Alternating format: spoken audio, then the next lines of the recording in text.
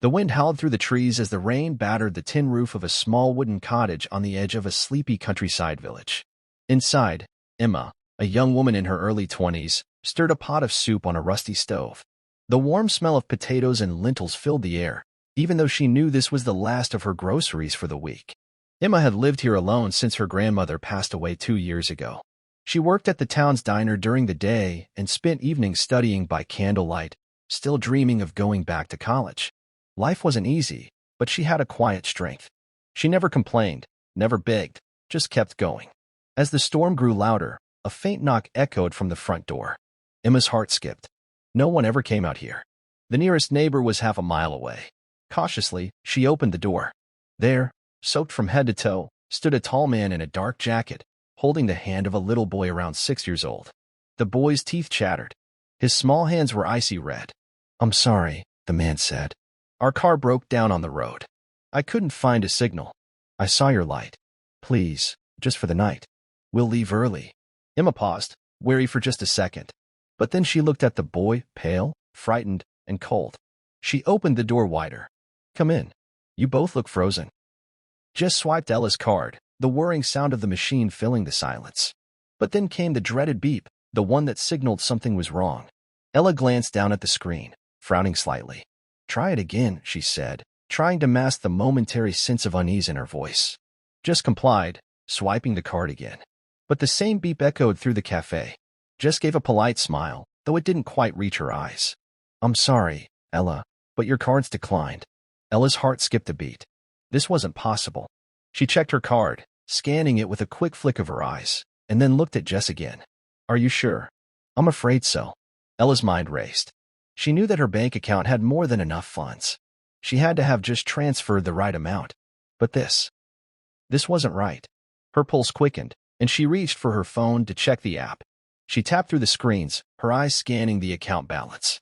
There it was, as it should be, enough money to cover at least 100 cups of coffee.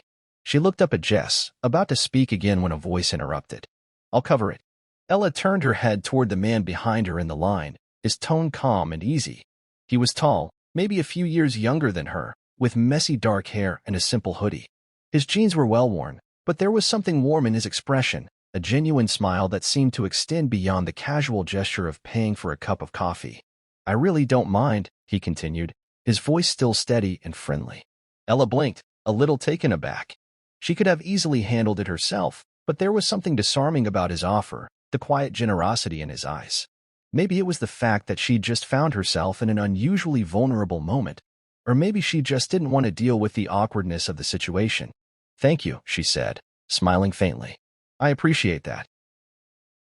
The man handed over his card to Jess, who quickly swiped it. "It's no trouble at all," he said, now turning to Ella as she grabbed her cup of coffee.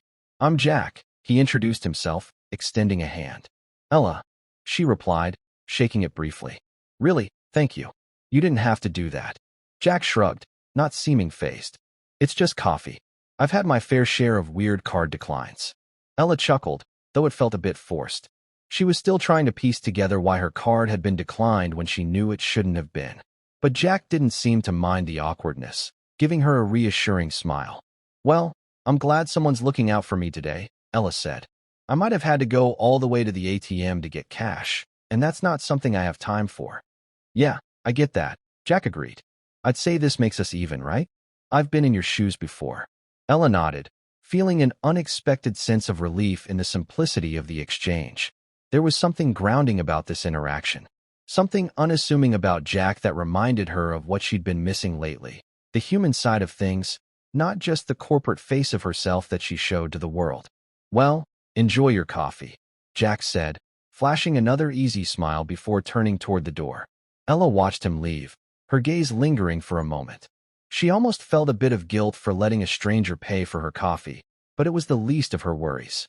After all, she had more pressing things to figure out, like why her card had been declined when everything should have been fine. "Daniel, you gave us shelter with nothing in return. You fed my son with the last food you had. No questions. No conditions. In a world that's constantly taking, you gave." He stepped aside and gestured to a window overlooking the city skyline. "Emma, I've built towers and companies, but I'd forgotten what warmth felt like until I met you. I want to offer you a job here, a place to grow, a real future." Tears welled in Emma's eyes. Daniel, smiling also, Lucas won't stop asking when he can see Miss Emma again. Chapter 6. A New Life. In the following months, Emma moved into a small city apartment provided by the company. She was trained in public relations and office management. She quickly became one of the most trusted people on Daniel's team, not because of her resume, but because of her heart. She enrolled in night college to finish her degree. She sent money back to restore the old cottage. Lucas visited her office every Friday. He brought crayon drawings and insisted Emma sit beside him during lunch. "Lucas, I like you more than anyone. Even Dad. Don't tell him." Emma laughed and wiped away tears. Chapter 7. Something more. One evening, as the sun set over the city, Daniel and Emma stood on the rooftop garden of the building. "Daniel, that stormy night changed everything for me. For Lucas. For you too. Emma, I still don't know why you chose me." The next few days passed by in a blur of meetings, investor pitches, and strategy sessions. Ella hadn't thought much about the coffee incident, but the brief interaction with Jack stuck in her mind more than she expected. It wasn't that he was particularly extraordinary, but there was something in his presence, something kind and uncomplicated, that made her feel oddly seen in a way her busy corporate world didn't. And then, on a Wednesday morning, it happened again. Ella stepped into the cafe, half anticipating she'd see Jack. He was there, sitting at a table near the window with his laptop open, his usual easy smile lighting up his face as he noticed her walk in.